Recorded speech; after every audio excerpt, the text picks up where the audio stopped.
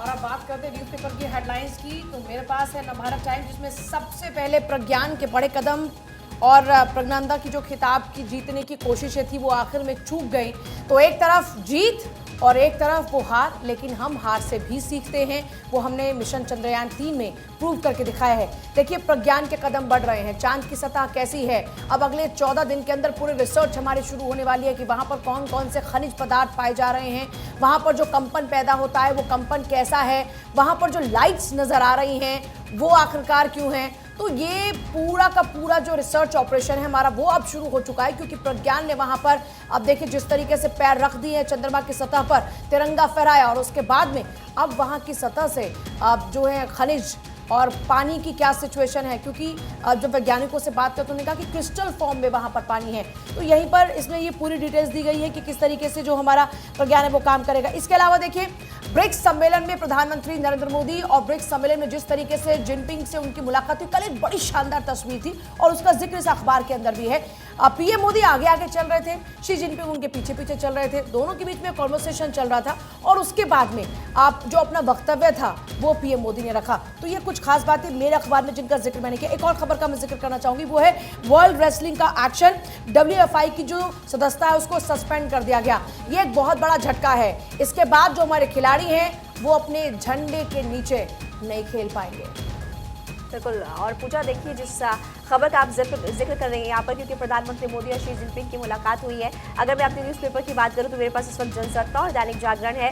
जानकारी अपने तमाम दर्शकों को हम दे रहे हैं। आपने भी बताया कि कैसे भी प्रधानमंत्री आगे चल रहे थे, उनके पीछे पीछे शी जिनपिंग, और यहाँ पर दोनों नेताओं की मुलाकात हुई, हाथ दोनों ने मिलाया और यहाँ पर चर्चा हुई है। तो देखिए मोदी और जिनपिंग के बीच विवाद तस्वीर हमारी टीवी स्क्रीन पर इस वक्त है। बिल्कुल तस्वीरें देखिए आप इस वक्त, आपको लगातार हम दिखा रहे हैं। प्रधानमंत्री आगे आगे चल रहे हैं, शी जिनपिंग पीछे, हमने हाईलाइट भी किया ताकि आप और देख सके, क्योंकि मैं यहाँ पर न्यूज़पेपर हेडलाइंस का जिक्र कर रही हूँ। और देखिए यहाँ पर लिखा हुआ है कि मई 2020 में पूर्वी लद्दाख सीमा क्षेत्र में चीन सैनिकों की घुसपैठ से जो विवाद उपजा था, उसके बाद से लगातार तनावपूर्ण पूजा वहां पर हालात बने हुए थे, और इसी को लेकर के अब चर्चा यहाँ पर दोनों नेताओं के बीच भी हुई, कुछ सेकंड्स बातचीत हुई है। और इसके अलावा इस मुद्दे को जल्द से जल्द सुलझाने की भी यहाँ पर बात हुई है। एक महत्वपूर्ण जानकारी अपने तमाम दर्शकों को मैं ये भी बता दूं कि 9 से 10 सितंबर को G20 बैठक में हिस्सा लेने के लिए नई दिल्ली शी जिनपिंग आएंगे, और ऐसे में कहा जा रहा है कि उस दौरान भी मीटिंग यहाँ पर हो सकती है। साक्षी बिल्कुल महिमा, देखिए बहुत महत्वपूर्ण हो जाता है इस मुलाकात का होना, क्योंकि लगातार अटकलें न केवल हमारे देश में बल्कि विदेशों से भी लगाई जा रही थी कि क्या भारत और चीन की मुलाकात होगी, क्या जिनपिंग और प्रधानमंत्री मोदी मिलने जा रहे हैं, और वो बातें सच हुई।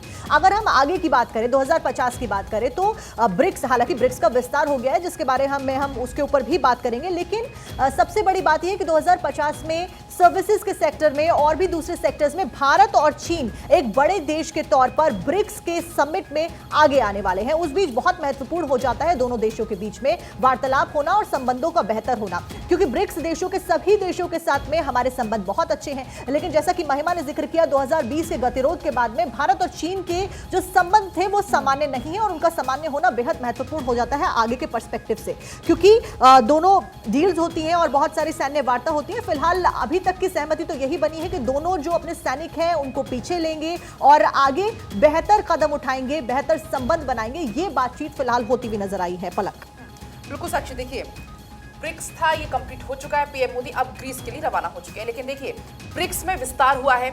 जब ब्रिक्स शुरू हुआ था तब से इस बात का साफ कर दिया गया था कि ऐसे 40 देश हैं जो कि इसमें शामिल होना चाहते हैं, लेकिन 6 ऐसे देश हैं जिनको शामिल होने की मंजूरी मिल गई है। साल 2024 से ये ब्रिक्स का हिस्सा बन जाएंगे। वो देश कौन कौन से हैं?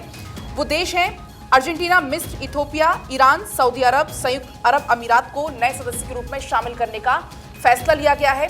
साथ ही प्रधानमंत्री मोदी ने यहाँ पर अब बिना नाम लिए जो पश्चिमी देशों के जो दबदबे वाले जो ग्रुप हैं उन पर बिना नाम लिए निशाना साधा और कहा कि उनको समय के साथ बदलना चाहिए। साथ ही यहाँ पर उन्होंने ये भी कहा है कि जो फिलहाल उस समय उस दौर में शामिल नहीं हो पाए थे उनको शामिल करने के लिए भारत पहल करेगा। तो कई अहम बातें इस पूरे दौरान हुई हैं। प्रधानमंत्री मोदी ने इस बात का भी जिक्र किया है कि मुझे खुशी है कि 3 दिन की जो बैठक हुई उसमें कुछ पॉजिटिव कदम उठाए गए। अगली खबर हम आपको बताएंगे न्यूज़पेपर हेडलाइन से जुड़ी हुई, जो कि राहुल गांधी यानी कि कांग्रेस पार्टी से जुड़ी हुई है। अब क्योंकि हम लद्दाख का जिक्र यहाँ पर कर रहे हैं, लद्दाख को लेकर हमने ऑलरेडी चर्चा की कि प्रधानमंत्री की मुलाकात हुई है और कैसे सीमा विवाद जिसको सुलझाया जाएगा उसको लेकर के चर्चा यहाँ पर हुई है।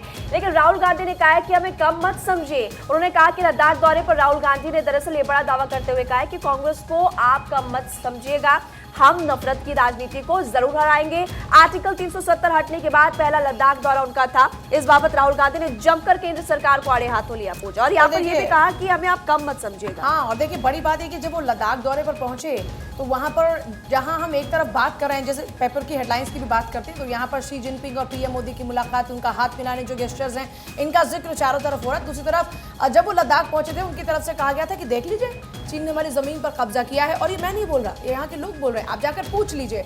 और अब कह रहे हैं कि हम नफरत की राजनीति को हराएंगे। राहुल गांधी केंद्र सरकार पर लगातार हमला बोल रहे हैं। आर्टिकल 370 के बाद में वो लद्दाख में पहुंचे थे, वहीं पर अपने पिता को श्रद्धांजलि भी उन्होंने दी, उनको वहीं पर याद किया और जिक्र किया कि आपके जो मूल्य थे उनको आगे बढ़ाने का काम करेंगे, वो हमारे जहन में लगातार रहते हैं।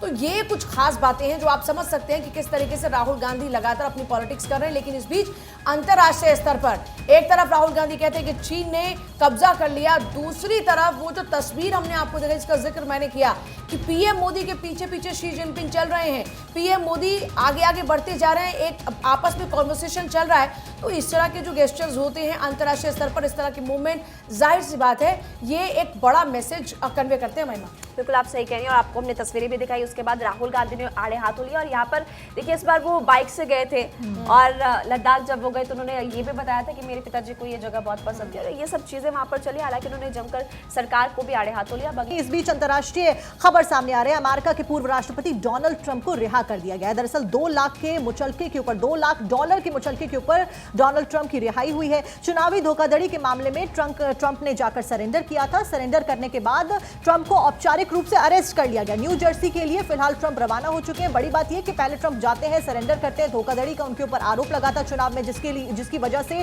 तलवार लगातार ट्रंप के ऊपर लटकती हुई नजर आ रही थी और मुश्किलें बढ़ती हुई। अभी भी देखिए मुश्किलें समाप्त नहीं हुई हैं, रिहाई मिली है लेकिन मुश्किलें पूरी तरीके से समाप्त नहीं हुई है। $2 लाख के जो मुचलका है उसके ऊपर यहां पर फिलहाल एक टेम्परेरी राहत ट्रंप को मिल गई है। चुनावी धोखाधड़ी का ये पूरा मामला पलट।